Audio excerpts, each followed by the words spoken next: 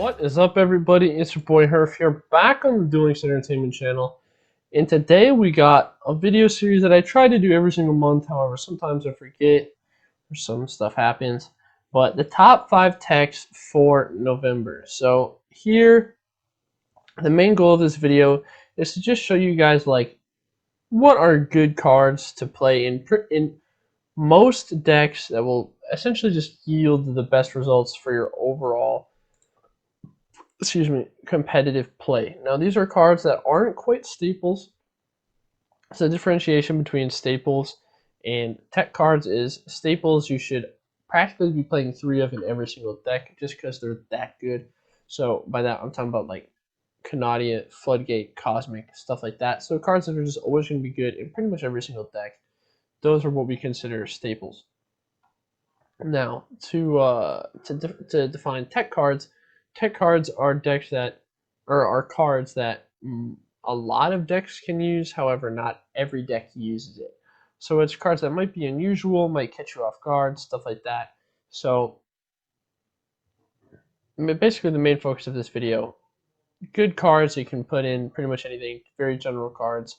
However, not everything plays it, but still good. I hope that makes sense. Maybe it doesn't. However, to get right into it, Forbidden Lance. Now, if you've been keeping up with a lot of the videos about how to beat the meta, I talk about this card a lot, and that's because this card is really, really good. Target one face-up monster on the field until the end of this turn. That target loses 800 attack, but is unaffected by the effects of other spell and trap cards. So overall, you might be thinking, okay, this is just a slow Cosmic Cyclone. However, that's not the case, because Forbidden Lance actually has a really cool interaction because it says loses 800 attack. So because it says that, it can actually be activated in the damage step while your opponent can't interact with it unless they also have a card that activates in the damage step. So that's really, really cool. A lot of times your opponent isn't ready for that. As well as this card actually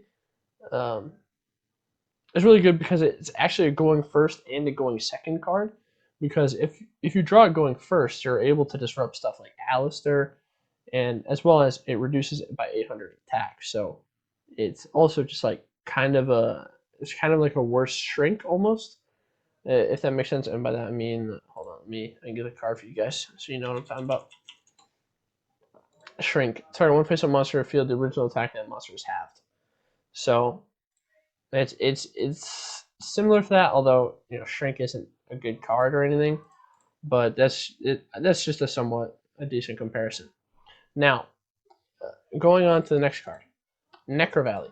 So there are an abundance of graveyard reliant decks in the meta. So I'm thinking like Magician Girls rely on being able to access their graveyard for invocation.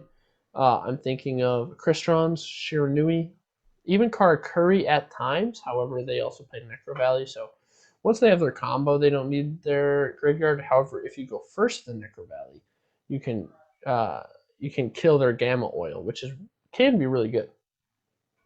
So in general, Necro Valley is super, super good.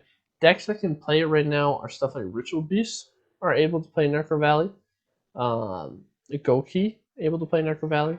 Karakuri. All of these decks, basically anything where it's like graveyard, cool, not cool, I don't really care, whatever. So basically most control decks besides Shiranui can make really good use of Necro Valley. So that could be a really, really good option. Now, Ballista Squad. This card has really been on the rise recently. It's mostly being played in Shiranui and Karakuri and Magician Girls. So 3 of the top decks.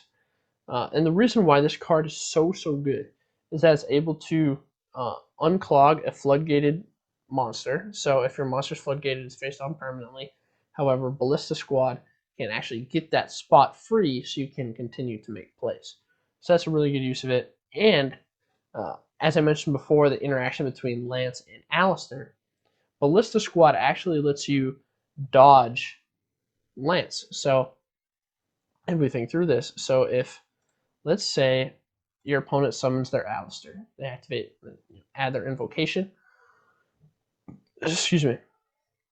and then activate invocation targeting their Alistair and say, abandon, or obviously whatever card.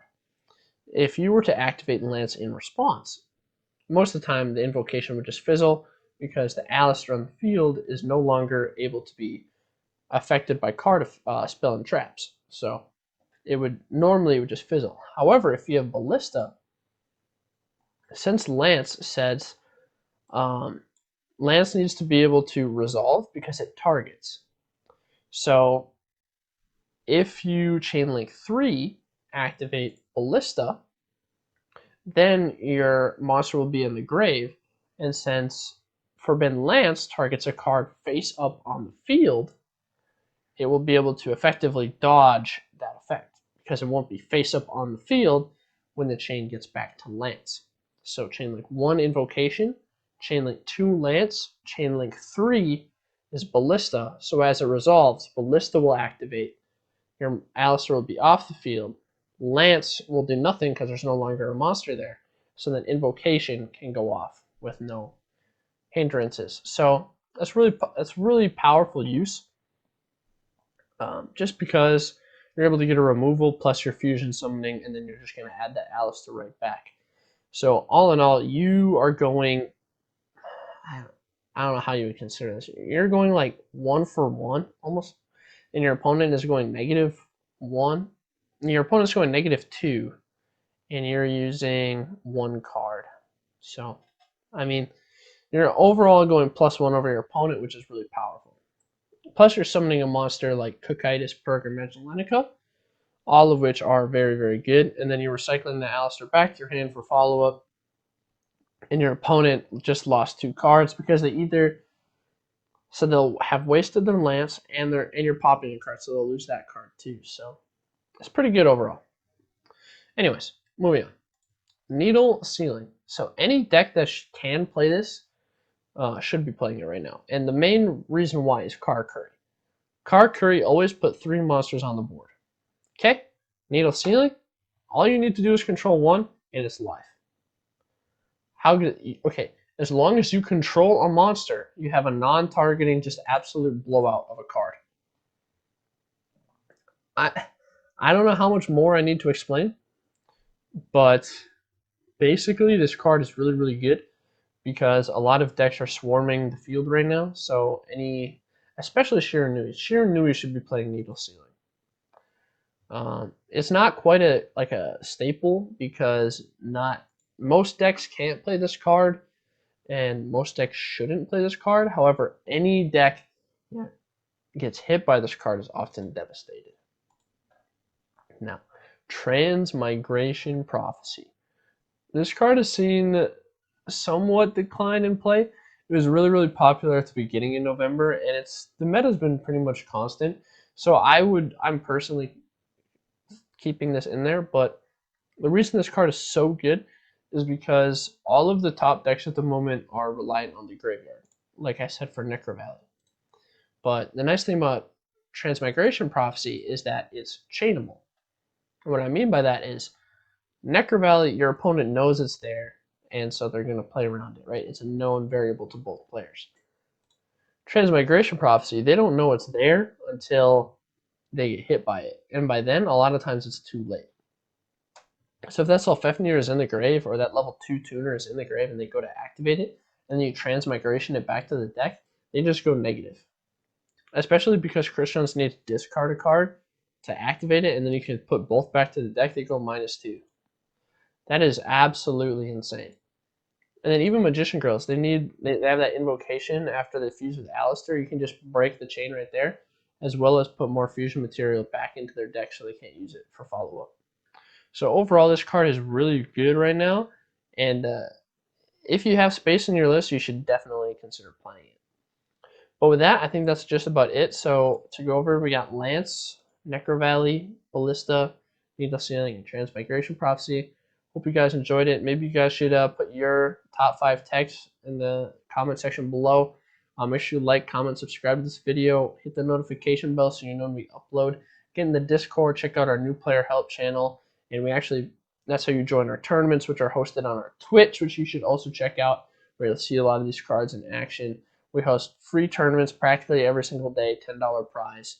It's amazing. Get in there, and I'll see you guys later.